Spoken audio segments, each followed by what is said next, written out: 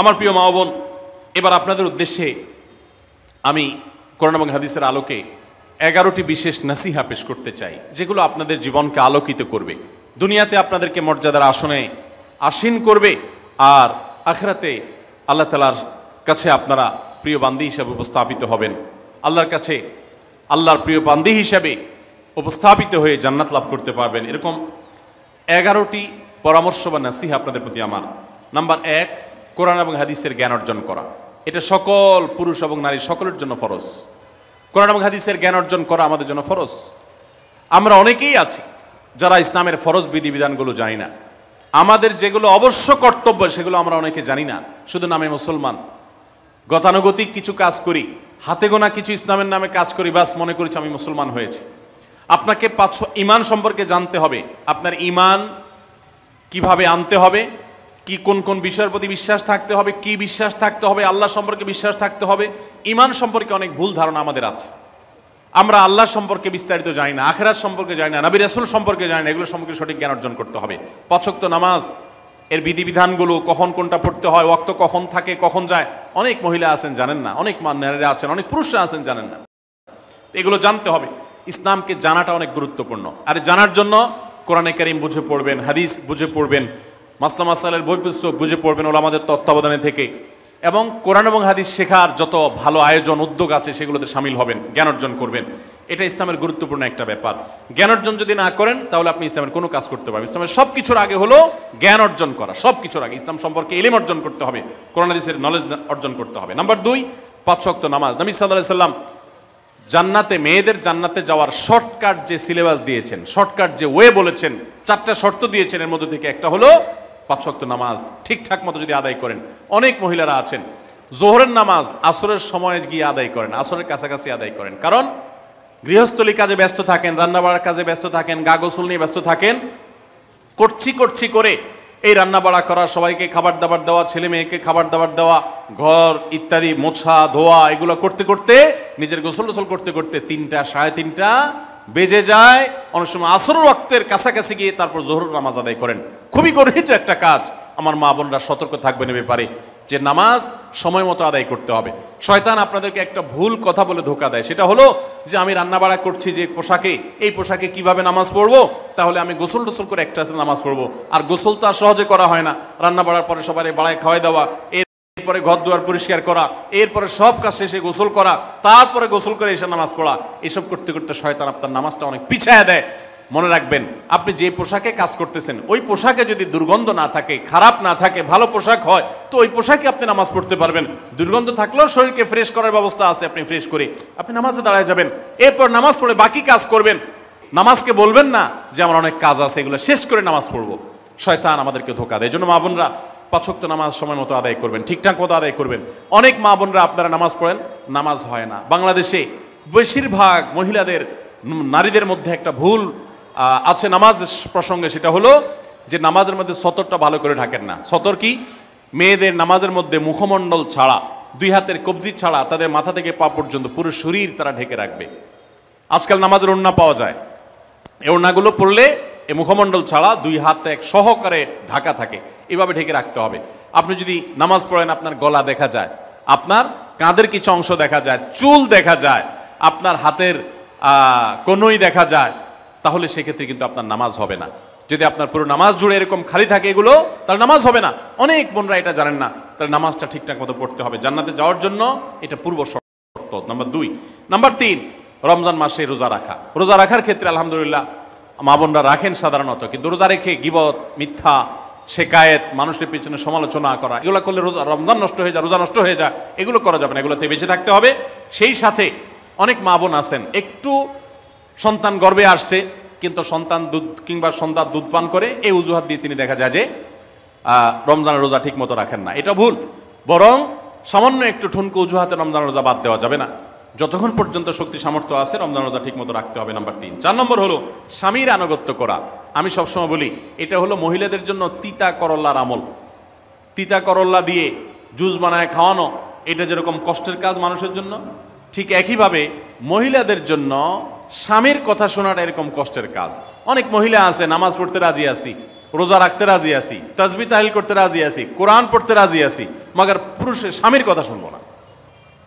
কেন তার কথা শুনবো কেন? আমি কি কম বুঝি? এই মানসিকতা আজ পশ্চিমা অপসংস্কৃতির যে ছোঁয়া আমাদের সমাজে এসেছে, লেগেছে, এটার কারণে আমাদের মা বোনদের মধ্যে তৈরি হয়েছে। এটা কখনো আমাদেরকে সুখী করতে পারে না।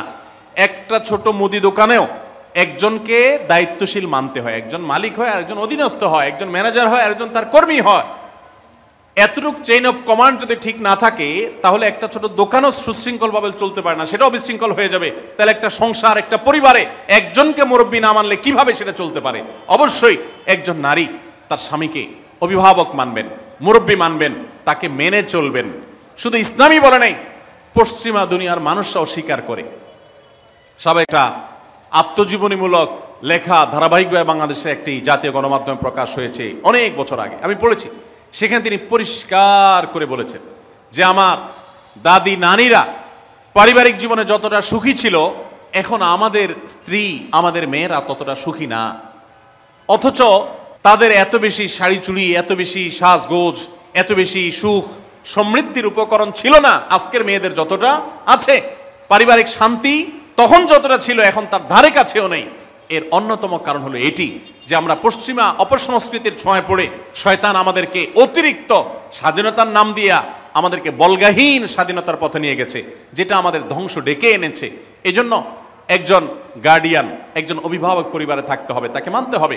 আপনি নারী হিসাবে আপনার স্বামীটাকে যদি মনে হয় একটু বোকা কিসিমের, সে বুঝে না, আপনি অবশ্যই ডেফিনেটলি আপনি তাকে বোঝাবেন, আপনি তাকে আপনার মতামত বলবেন, তারও কর্তব্য আপনার মতামত গ্রহণ করা। কিন্তু এর মানে এই না যে আপনি তাকে ডিনাই করবেন, পাত্তা দিবেন না, অবজ্ঞা করবেন, তার কাছে জিজ্ঞেস করা ছাড়া যেদিক সেদিক যাবেন, যা খুশি তা করবেন, এটা উচিত না। আপনার জান্নাতে যাওয়ার প্রয়োজনে ওই যে তিতা করল্লা বলেছি, সে যদি কোনো দিক থেকে তাকে মানতে আপনার কষ্ট হয়, আপনার থেকে সে পিছিয়ে আসে বুদ্ধিতে জ্ঞানে, তারপরে একটু কষ্ট করে ঢোক গিলেন, একটু কষ্ট করে সবর করেন, শুধুমাত্র জান্নাতের আশায় আল্লাহ তাআলা আপনাকে মর্যাদা দিবেন, দুনিয়াতে বড় করবেন, আখিরাতে বড় করবেন। অনেক সময় দেখা যায় পুরুষতান্ত্রিক সমাজে আমাদের দেশে দেখা যায় যে পুরুষদের নানা অনাচারে মেয়েরা অতিষ্ঠ হয়। একটু সবর করেন, সন্তান সন্ততি বড় হবে, তখন আর পুরুষের এই সমস্ত জুলুম থাকবে না, পুরুষ তখন দৌড়ের উপরে থাকবে। এই বাস্তবতা আমরা প্রত্যেকটা মানুষ উপলব্ধি করার কথা। অতএব মুসলিম নারীদের অত্যন্ত গুরুত্বপূর্ণ আরেকটি বিষয় হলো 4 নম্বর যেটি বললাম, স্বামীর আনুগত্য করা। যতটুকু সম্ভব তার সর্বোচ্চ আনুগত্য করার চেষ্টা করতে হবে, যতক্ষণ তিনি কোরআন হাদিসের কথা বলেন। স্বামী যদি কোনো অন্যায় কথা করতে বলেন, তাহলে তখন আর তার কোনো কথা শোনা যাবে না। নাম্বার 5, একজন মুসলিম নারীর জন্য তার ইজ্জতের হেফাজত অত্যন্ত গুরুত্বপূর্ণ ব্যাপার। এমন একটা সমাজে আমরা বসবাস করতেছি, পাঠ্য বইয়ে শিক্ষার নামে আমাদের সন্তানদের চরিত্র নষ্ট করে দেওয়া হচ্ছে, বিবাহ বহির্ভূত সম্পর্ক করতে তাদেরকে উস্কানি দেওয়া হচ্ছে, শিক্ষার নামে কুশিক্ষা দেওয়া হচ্ছে, যার কারণে আমার সন্তান নষ্ট হয়ে যাচ্ছে। এই জন্য আমি বলি, এমন যুবক, এমন যুবতী আজকাল সোনার হরিণ হয়ে গেছে। হাজারে 10 জন যুবক পাওয়া যাবে কিনা সন্দেহ, যেই যুবক বুকে হাত রেখে বুক টান টান করে আল্লাহর শুকরিয়া আদায় করে বলতে পারবে তার যৌবনে কোনো হারাম স্পর্শ সে করে নাই, কোনো হারামের কাছে সে যায় নাই, তার চরিত্রকে সে হেফাজত করেছে, কোনো গুনাহে সে লিপ্ত হয় নাই, এরকম কথা বলার মতো যুবক খুব বেশি নাই আমাদের সমাজে। ধ্বংস করে ফেলা হয়েছে বিনোদনের নামে, শিক্ষার নামে, নানা নামে। এগুলো আমাদের দেশের সংস্কৃতি ছিল না। এদেশের মুসলমান তো বটে, এদেশের হিন্দুরাও পারিবারিক এই বন্ধনের মধ্যে থেকে তারা তাদের চরিত্রকে হেফাজত করে, বৈবাহিক সম্পর্ক ছাড়া কোনো প্রকার সম্পর্কের মাধ্যমে তাদের যৌন আকাঙ্ক্ষাকে মেটায় না। এটা এদেশের মাটির, এদেশের কালচার, এদেশের মানুষের কালচার, এদেশের সকল ধরনের মানুষের কালচার, কিন্তু এদেশের সেই সংস্কৃতিকে ধ্বংস করে দেওয়া হচ্ছে ছোট ছোট বাচ্চাদের বইয়ে এই বিবাহ বহির্ভূত সম্পর্কের কথা বলে। এই জন্য সচ্চরিত্র এখন সোনার হরিণ হয়ে গেছে। নবী সাল্লাল্লাহু আলাইহি ওয়াসাল্লাম বলেছেন, মাইয়াজমান লি মা বাইনা লিহিয়াইহি ওয়া মা বাইনা রিজলাইহি আদমান লাহুল জান্নাহ।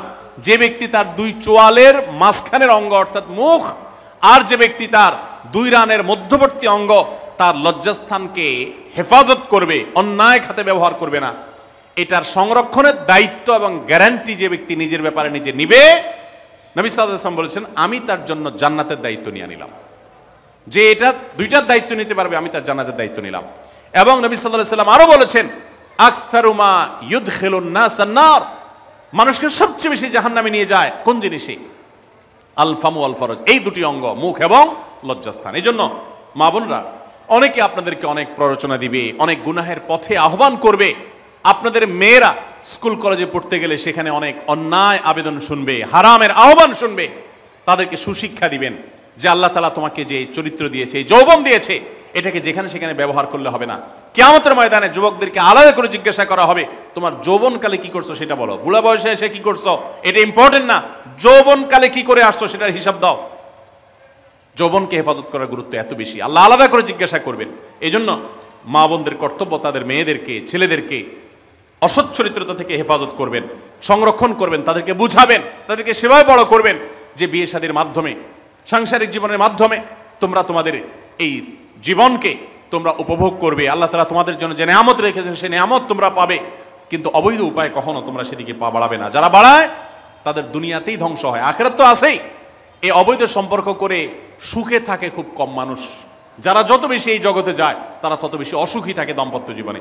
অতএব একজন নারী তার 5 নম্বর গুরুত্বপূর্ণ বিষয় হলো তার ইজ্জতের হেফাজত, লজ্জাস্থানের হেফাজত এবং তার চরিত্রের হেফাজত। আল্লাহ তাআলা আমাদের মা বোনদেরকে সেই তৌফিক দান করুন। অনেক সময় দেখা যায় যে সবই ঠিক আছে, আপনি সোশ্যাল মিডিয়াতে পুরুষের ছবি দেখে, ভিডিও দেখে আপনি হারাম আনন্দ পাচ্ছেন। আপনি ইমোতে, হোয়াটসঅ্যাপে, মেসেঞ্জারে বিভিন্ন পুরুষের সাথে অপ্রয়োজনীয় চ্যাটিং করছেন, কথা বলছেন, এবং সেখানে এই বেহুদা কথা থেকে অনেক অনাচার হয়ে যায়, অনেক সংসার ভেঙে যায়, অনেক পরকীয়া হয়, অনেক সংসার ধ্বংস হয়। এই জন্য আল্লাহ বলেছেন আল্লাহ তাকরাবুজ জেনা, জেনার কাছেও যেও না, চ্যাটিংই করতে যেও না, কারণ করতে গেলে তুমি ডুবে যাবা, পরে ফিরে আসতে পারবা না। ভয়ঙ্কর এক গুহা এবং ভয়ঙ্কর এক জগৎ। তো এই পথ থেকে আমাদেরকে বেঁচে থাকতে হবে। আল্লাহ আমাদের তৌফিক দান করুন। নাম্বার 6, মা বোনদের জন্য গুরুত্বপূর্ণ বিষয় হলো সন্তানদের লালন পালন করা। আপনি বাজার থেকে 2-4 কেজি আম কিনে খাইছেন, এটাতে আপনি যতটা সুখী হতে পারবেন, আপনি যদি একটা আমের গাছ লাগাই দিতে পারেন তাহলে তার চাইতে অনেক বেশি সুখী হতে পারবেন, আপনি বেশি লাভবান হবেন, আপনি মনকে মন আম খেতে পারবেন, আপনার বংশধররা খেতে পারবে। নিজে আমল তো করবেনই মায়েরা, বোনেরা, পাশাপাশি সন্তানদেরকে যদি আল্লাহ ভীরু বানান, মুত্তাকি বানান, পরহেজগার বানান, কোরআন হাদিস শিখান, তাদেরকে যদি পর্দা শিখান, তাদেরকে যদি চরিত্রের হেফাজত শিখান, তাদেরকে যদি ভালো মানুষ বানানো শিখান, তাহলে আপনি আম গাছ লাগানোর মতো ফলের গাছ লাগাই গেলেন, সওয়াবের গাছ লাগাই গেলেন।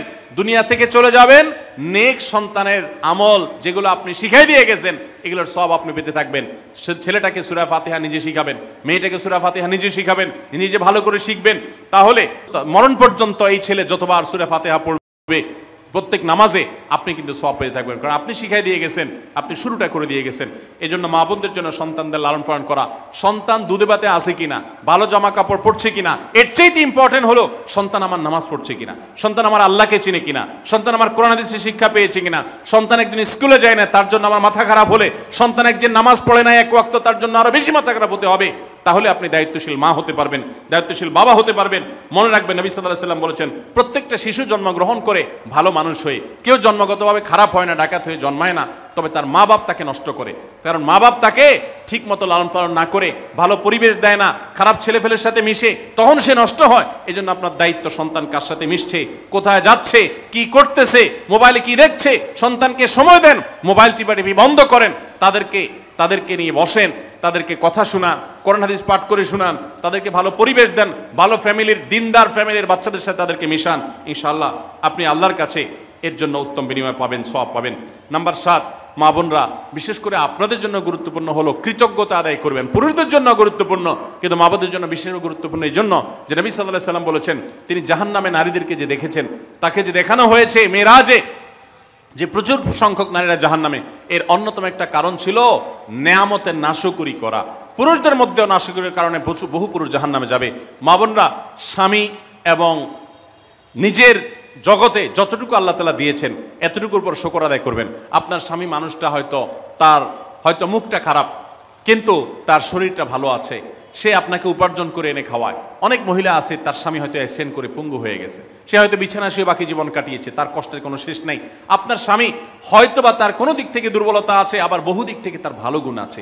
একই কথা পুরুষদের জন্য ইসলাম নির্দেশ করেছে যে তার স্ত্রীর একটা গুণ খারাপ দেখে যদি তার কষ্ট লাগে, তো সে চিন্তা করলে 10টা গুণ ভালো দেখবে, সেটা দেখে শুকর আদায় করা উচিত। এই শুকরিয়া আদায় করা ছাড়া পুরুষ হোক নারী হোক কেউ আল্লাহর প্রিয় বান্দা হতে পারবে না। এজন্য আল্লাহর কাছে শুকরিয়া আদায় করবেন। মায়েরা বিশেষ করে শ্বশুরের বাড়িতে যাওয়ার পর প্রথম অনেক কষ্ট হয়। আমি সবসময় বলি, শ্বশুর বাড়িতে যাওয়ার পর মেয়েরা আমাদের দেশে নানান জুলুম নির্যাতন সহ্য করতে হয়। শাশুড়ি বাঁকা চোখে দেখে, সব শাশুড়ি না, অনেক শাশুড়ি, অনেক সময় ননদরা বাঁকা চোখে দেখে। স্বামী লোকটা জ্বালায় নানাভাবে, দেবররা জ্বালায় নানানভাবে, মানুষ খোঁচাখুচি করে, কষ্ট দেয়। একটু ধৈর্য ধারণ করেন, আল্লাহ তাআলা আপনার সংসারে যখন 2-4টা সন্তান দিবে, এরা যখন বড় হয়ে যাবে, এগুলো সব আপনার বাহিনী হয়ে যাবে, তখন দেখবেন ওই বুড়া আস্তে আস্তে চুপসে গেছে, বুড়ার বড় কোনো গলা নাই, বড় কোনো কথা নাই, কারণ পোলাপান সব মায়ের পক্ষে থাকে, বুড়া সব আস্তে আস্তে সাইজ হয়ে যায়। এই জন্য মা বোনরা সবর করবেন, ধৈর্য ধারণ করবেন, খবরদার ধৈর্য হারা হবেন না, শুকর আদায় করবেন। নাম্বার 8, কখনো মুখ খারাপ করবেন না, গালিগালাজ করবেন না, অভিশাপ দিবেন না। অনেক সময় পোলাপান একটু উল্টাপাল্টা করলে তাদেরকে অনেক মা অভিশাপ দিয়ে দেন, গজব ঠাডা দিয়ে দেন, বদদোয়া করেন, মুখ দিয়ে খারাপ কথা বলে ফেলেন। এগুলো খুব খারাপ জিনিস। নবী সাল্লাল্লাহু আলাইহি সাল্লাম বলেছেন, যদি কাউকে গজব ঠাডা দেওয়া হয় তো এটার উপযুক্ত না হলে যে দেয় তার উপরে এসে পড়ে, এরকম ভয়াবহ একটা বিষয়। এই জন্য কোন অবস্থাতে এগুলো যেন না হয়। এবং মেয়েদের জাহান্নামে যাওয়ার অন্যতম, বেশি জাহান্নামে যাওয়ার অন্যতম একটা কারণ এটাও যে তাদের মধ্যে, অনেকের মধ্যে, আমি সবার কথা বলছি না, যে এই ধরনের গালিগালাজ করা, অভিশাপ দেওয়ার বদস্বভাব আছে। এই বদস্বভাব বহু পুরুষের মধ্যেও আছে, সবাইকে ছাড়তে হবে। নাম্বার 9, আত্মীয়তার বন্ধন রক্ষা করার পরে দায়িত্বশীল হতে হবে। স্বামীকে স্বামীর ভাই বোনের সাথে সম্পর্ক ভালো রাখতে কখনো বাধা দিবেন না। অনেক মহিলা আছে বোকার মতো কাজ করে। স্বামী যদি স্বামীর ভাইকে টাকা পয়সা দেয়, সে অপছন্দ করে। স্বামী যদি স্বামীর বোনকে টাকা পয়সা দেয়, সে এটাকে পছন্দ করে না। মা বাবার খোঁজখবর বেশি নিলে তার কাছে ভালো লাগে না। এই মহিলা হলো নির্বোধ। কেন নির্বোধ? কারণ নবী সাল্লাল্লাহু আলাইহি সাল্লাম বলেছেন যে মান সাররাহু আন ইউবসাতালাহু ফি রিজকিহি আও ইউনসালাহু ফি আথারি ফালিয়াসিল রাহিমা, যে ব্যক্তি চায় তার রিজিকে আল্লাহ বরকত দেখ, তার হায়াতে বরকত দেখ, সে যেন রক্ত সম্পর্কে আত্মীয়দের সাথে সম্পর্ক বেশি ভালো রাখে। তাহলে আপনার স্বামীর রিজিক বেশি হোক, টাকা পয়সা বেশি হোক, তার হায়াতে বরকত হোক, এটা যদি আপনি চান, তাহলে আপনি বরং তারা উৎসাহিত করা উচিত। তোমার ভাইটার খবর নাও, তোমার বোনটার বাড়িতে যাও, তোমার মা বাপের খেদমত করো, তাদের সাথে যত সম্পৃক্ত থাকবে আপনার স্বামীতে আল্লাহ তাআলা তত বরকত দান করবেন। এই জন্য তাকে সেটা করবেন। আবার পুরুষদেরও উচিত মেয়েদেরকে সুযোগ দেওয়া। তারা তাদের বাপ, মেয়েরও তো কর্তব্য আছে তার বাপ মার প্রতি, বাপ মার খেদমত করবে, বাপ মার জন্য হাদিয়া তোফা দিবে। অনেক পুরুষরা আছে মেয়েদের পাওনা অধিকারই দেয় না, হাদিয়া তোফা কোত্থেকে দিবে, তাদের মহরটাই দেয় না, তাদের হাত খরচ দেয় না। আলাদা কিছু হাত খরচ দেওয়া উচিত, যে তার মতো সে খরচ করবে, তার মা বাপের জন্য খরচ করবে। এগুলোর বিনিময়ে আমরা আল্লাহর কাছে জান্নাত পাবো। অতএব এই আত্মীয়তার সম্পর্ক রক্ষা করা গুরুত্বপূর্ণ। নাম্বার 10, সাদাকা করবেন। সাদাকা জাহান্নাম থেকে মুক্তির কারণ। নবী সাল্লাল্লাহু আলাইহি সাল্লাম জাহান্নামের ব্যাপারে সতর্ক করেছেন আপনাদেরকে, আমাদের সবাইকে। অতএব সাদাকা দিলে জাহান্নাম থেকে মুক্তির একটা পথ আমরা পাই, সুগম হয়। এবং নবী সাল্লাল্লাহু আলাইহি সাল্লামের সময় মহিলা সাহাবীরা তাদের গহনা খুলে আল্লাহর রাস্তায় দান করতেন। এজন্য মসজিদ, মাদ্রাসা, বিভিন্ন গুরুত্বপূর্ণ যে দানের খাতগুলো আছে সেগুলোতে বেশি বেশি দান করবেন, বেশি বেশি আল্লাহর রাস্তায় ব্যয় করবেন, যতটুকু তৌফিক আছে ততটুকু। এখন মহিলারা দান করবে কোত্থেকে? পুরুষরা মহরের টাকাই পরিশোধ করে না, বেচারে দান করবে কোত্থেকে? এই জন্য পুরুষরা দায়ী হবে। এবং মহিলারাও তাদের মহরের টাকা যেন অনাদায় না থাকে, তারা যেভাবে চেষ্টা করলে হয় সেভাবে চেষ্টা করবেন। এবং তাদের হাত খরচ আলাদা দেওয়া উচিত, এবং তারা পর্দার মধ্যে থেকে তাদের মতো উপার্জনও করতে পারেন, সেটাও শরীয়ত তাদের জন্য সুযোগ রেখেছে। যেভাবে হোক তারাও সাদাকার চেষ্টা করবেন। 11 নম্বর সর্বশেষ হলো সময়ের অপচয় করবেন না। এখন এমন একটা সময় চলছে, বেশিরভাগ মানুষ জাহান্নামে যাবে যেই কারণে, আজকের যুগে সবচেয়ে বেশি আমরা বিপদগামিতার মুখে যাচ্ছি যে কারণে, সেটার অন্যতম হলো এই স্মার্টফোনের অপব্যবহার। আমরা অনেকে আছি টেলিভিশনের বিভিন্ন সিরিয়ালে আসক্ত, অনেকে আছি বিভিন্ন নাটক সিনেমায় আসক্ত, অনেকে আছি ফেসবুক এবং ইউটিউব এগুলোতে আসক্ত।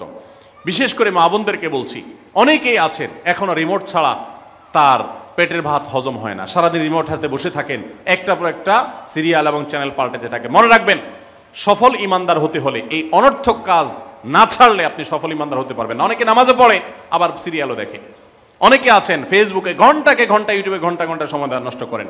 এর জন্য আল্লাহর কাছে জবাবদিহি করতে হবে। কিয়ামতের ময়দানে আল্লাহ তাআলা কয়েকটা প্রশ্ন উত্তর দেওয়া ছাড়া একজন মানুষকেও নড়তে দিবেন না। এর ভিতরে একটা হলো যে তোমার সারা জীবনে কি অর্জন করেছো। সময়ের অপচয় করা যাবে না। সময় হলো জীবনের সবচেয়ে মূল্যবান সম্পদ। অতএব আল্লাহ তাআলা আমাদের সবাইকে জীবনের এই অমূল্য সম্পদ সময়কে সংরক্ষণ করার তৌফিক দান করুন। মা বোনরা, আপনাদেরকে আমি আল্লাহর ওয়াস্তে উপদেশ করতেছি, যারা বদভ্যাস আছে ফেসবুক ইউটিউবে ঘন্টা ঘন্টা পড়ে থাকার, প্রয়োজনে এগুলো সব ডিলিট করে দেন মোবাইল থেকে। প্রয়োজনে আপনি এই মোবাইল বিক্রি করে বাটন ফোনে চলে যান। নিজের বদভ্যাসকে নিয়ন্ত্রণ করতে না পারলে প্রথমে চেষ্টা করেন, এরপর না পারলে প্রয়োজনে বাদ দিয়ে দেন। আল্লাহর জন্য যদি ত্যাগটা করেন, কি আমাদের বলতে পারেন, আল্লাহ গুনাহ থেকে বাঁচার জন্য, তোমাকে খুশি করার জন্য আমি স্মার্টফোন পর্যন্ত রাখি নাই, বাটন ফোনে চলে গেছি। আল্লাহ তাআলা খুশি হবেন ইনশাআল্লাহ বিইذনিল্লাহ। বহু মায়েরা তাদের সন্তান নষ্ট হয়ে যাচ্ছে এই মোবাইলের আসক্তি, সিরিয়ালের আসক্তির কারণে। তাদের স্বামীর সাথে সম্পর্ক নষ্ট হয়ে যাচ্ছে এই সমস্ত আসক্তির কারণে। অনেক গুনাহের পথে তারা চলে যাচ্ছেন এই সমস্ত আসক্তির কারণে। এই জন্য এগুলোকে নিয়ন্ত্রণ না করলে আপনি কখনো নেককার হতে পারবেন না। আপনার সন্তানকে মোবাইল দেখে খাওয়াবেন না। আমি আমার সন্তানকে মোবাইল দেখা খাওয়াই না।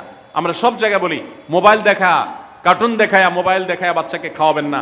বাচ্চা কাচ্চা এখন ক্রেজি হয়, আতপাগল কিসিমের হয়, জিদি হয়, বদমেজাজি হয়, ভাঙচুর করে। কেন হয়? কারণ সারাদিন আপনি ওরে মোবাইলে কি দেখান? কার্টুন দেখান। কার্টুন মানে কি? মার মার, কাট কাট, হ্যাঁ, সবকিছু ধ্বংস করে ফেলা, গুলি করা, বোমা মারা, হ্যাঁ, সাপ হয়ে সব খেয়ে ফেলা, এটাই তো।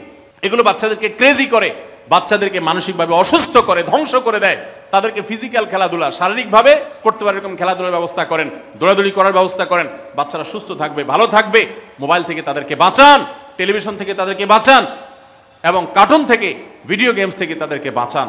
না বাঁচাতে পারলে আপনার দুনিয়া আখিরাত সব ধ্বংস হয়ে যাবে। অতএব আজকের এই মাহফিল থেকে আসুন, প্রতিজ্ঞা করি যে আমরা সময় নষ্ট করব না, সময়ের অপচয় করব না, প্রয়োজন ছাড়া মোবাইল হাতাহাতি ঘাটাঘাটি করব না, ঘন্টায় ঘন্টা মোবাইলকে সময় দিব না।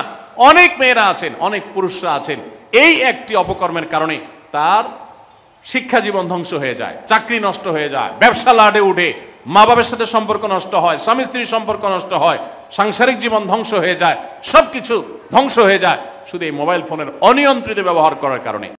যারা মোবাইলকে নিয়ন্ত্রণ করতে পারেন না, ডাইরেক্ট হয়ে গেছেন, সারাক্ষণ হাতে মন চায়, তারা একটা শক্ত সিদ্ধান্ত নেন, প্রয়োজন আমি স্মার্টফোন বিক্রি করে দিব। 6 মাস 8 মাস আপনি কিছুদিনের জন্য, 1 বছরের জন্য বাটন ফোনে চলে যান, এরপর আবার ব্যাক করলে আশা করা যায় আল্লাহ আপনাকে হেফাজত করবেন।